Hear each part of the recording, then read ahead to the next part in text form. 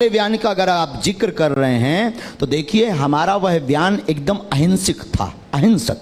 उसमें हिंसा को लेस मात्र स्थान नहीं था, उसमें सिर्फ धर्म की रक्षा के लिए बात की थी। राम हमारे इष्ट हैं, आराध्य हैं, पूरे विश्व के पूज्य हैं, और कोई आपके पिता के ऊपर पत्थर मारे, और संविधान ये काम नहीं कर पा रहे हैं। एक मिनट, आपके पिता के ऊपर कोई पत्थर मारे या मारने आ जाए तो उसकी रक्षा करने की आजादी संविधान ने भी दी है। तो हमने सिर्फ रक्षा की बात की। घर में बुलडोजर खड़ा हो जाना चाहिए इस हिसाब से। बिल्कुल, अगर आपके पिता पर कोई मारे, पुलिस जब तक आएगी तब तक तो मर्डर हो जाएगा। पुलिस प्रशासन, सरकार, कानून, कोर्ट, जरूरत नहीं है। जब बाद में फोन लगाएंगे, जब पुलिस आएगी, जब फोन लगाएंगे तब आएगी। ये कहा जाता है कि अगर एक कातिल को आप सजा देना चाह रहे हैं, मतलब उसको मार दे रहे हैं, तो आप दूसरे कातिल बन जा रहे हैं खुद। तो ये तो उसी वाली नहीं, लिस्ट में जा रहे हैं। अहिंसक, हम तो वसुदेव कुटुंबकम की चर्चा करते हैं। कैसे अहिंसा कैसे होगी सर? बुलडोजर अहिंसा पूर्ण रूप हमने बयान दिया। बुलडोजर का मतलब आत्मरक्षा के लिए अपने पास व्यवस्था रखना।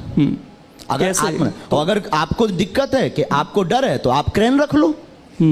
वो भड़काऊ कैटेगरी में नहीं लगा आपको बयान? बिल्कुल नहीं। हिंसा अगर अपनी रक्षा के लिए अगर बुलडोजर रखना अगर जो है भड़काऊ है तो आपको लग रहा है कि अभी ये होते रहना चाहिए। ये समाज अब ऐसा हो गया है कि यहाँ पर जरूरत तो आन पड़ी है कि भाई हमें बुलडोजर रखना पड़ेगा, हमें अपनी आत्मरक्षा खुद करनी पड़ेगी। इस तरह का समाज आप मान रहे हैं? आदिकाल हमारे भारत वर्ष में तो ये कहा जाता है शांति प्रिय देश। तो फिर माननीय प्रधानमंत्री जी आत्मनिर्भर की बात क्यों कर रहे हैं? नहीं तो वो आत्मनिर्भरता अलग है ना। अगर वो कह रहे हैं आत्मनिर्भर बनो तो हम भी रक्षा के लिए आत्मनिर्भर बन रहे हैं। तो फिर इंसान खुद पुलिस बन जाए, ये कहना चाह रहे हैं? इंसान पुलिस नहीं, कानून को हाथ में नहीं लेना। आत्मरक्षा के लिए कोई भी वस्तु रखना। ये गन क्यों दी जाती है? गन का लाइसेंस क्यों दिया जाता है? ये बंद करवाओ, पुलिस के पास तो खुद है। और भी आपके बताइए अगर हम गलत बोले। और भी बयान है आचार्य जी, आप जो आपके अनुयायी हैं उन्हें पागल कहते हैं। हाँ, अच्छा है। क्यों? पागल का मतलब प्रभु को पाकर के जो गल जाए वो पागल। पागल का अर्थ है, पागल को आप उल्टा पढ़ो तो लग पा, प्रभु के चरणों में लग जाओ, वो पागल। अपने आप को अछूत कहते हैं आप? अपने आप को अछूत कहते हैं? बिल्कुल। चारों वर्ण हमारे अंदर हैं। शूद्र है, वैश्य है, क्षत्रिय है, धर्म की रक्षा के लिए हाथ उठाते। आप तो कहते हैं ना जातिवाद का मैं जिक्र नहीं करता, लेकिन आप कह रहे हैं चारों वर्ण हमारे अंदर हैं, इसलिए जातिवाद की कोई बात नहीं। तो अछूत कैसे हैं फिर? अछूत कैसे हैं? अपने आप को कहते हैं। क्यों हैं? मैं वही जानना चाहता हूं। हमें ये लगता है कि हमारी गांव की भाषा है, आप हमें छूना नहीं, हम अछूत हैं। उस वक्त गांव की भाषा में, गांव का एक कहावत है, भैया हमें छूना नहीं, हम अछूत हैं। तो गांव की कहावत में वो संबोधित किया था, ना कि अपने आप को अछूत सबसे संबोधित करके या किसी व्यक्ति को जलील करके हमने अछूत कहा। सनातनियों को कायर कहते हैं आप जी? सनातनियों को? हाँ, अगर सनातन की बात आती है और बुजदिल बनकर घर पर बैठ जाते हैं तो वो कायर हैं। राम की बात आती है और राम के लिए जबान नहीं उठती, संतों की बात आती है, धर्म की बात आती, और अगर कोई बाहर नहीं उठता, मुंह नहीं खोलता, अपनी वाणी नहीं खोलता, तो वो बिल्कुल कायर हैं प्यारे। तो ऐसा क्यों लग रहा है कि समाज कायर होता जा रहा है हमारा, और आपको इस तरह की बात क्या नहीं पड़ रही? जग भी बहुत रहे हैं। हाँ। जग भी तो रहे हमारे जैसे। जगाने से तात्पर्य क्या है आपका? किस तरीके से जगाना चाहते हैं? क्यों?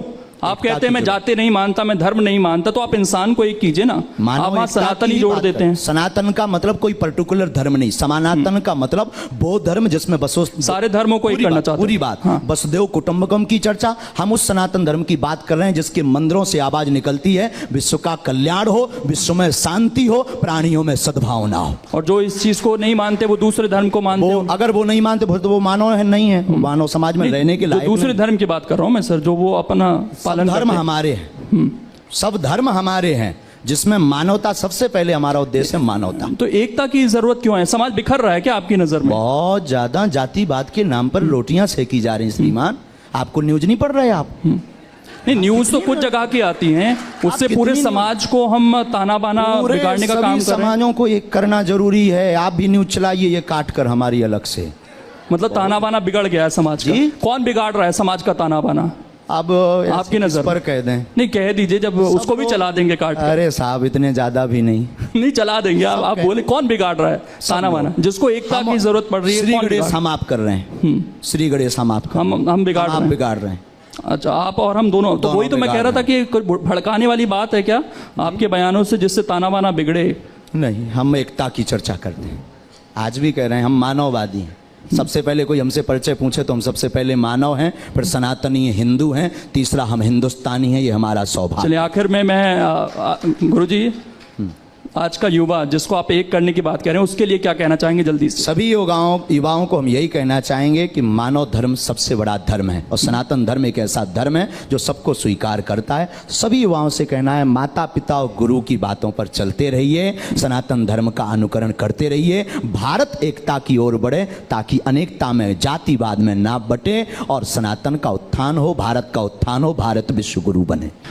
शास्त्री जी महज 26-27 साल की उम्र और लाखों फॉलोअर्स, इसे कैसे देखते हैं? कभी एहसास हुआ था कि इतनी कम उम्र में इतनी फैन फॉलोइंग हो जाएगी, इतने भक्तगण हो जाएंगे आपके और उनकी समस्या का निदान कर रहे होंगे आप?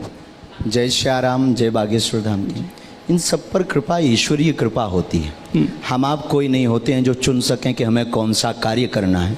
ईश्वर पहले से चुनता है कि किससे क्या कार्य करवाना है।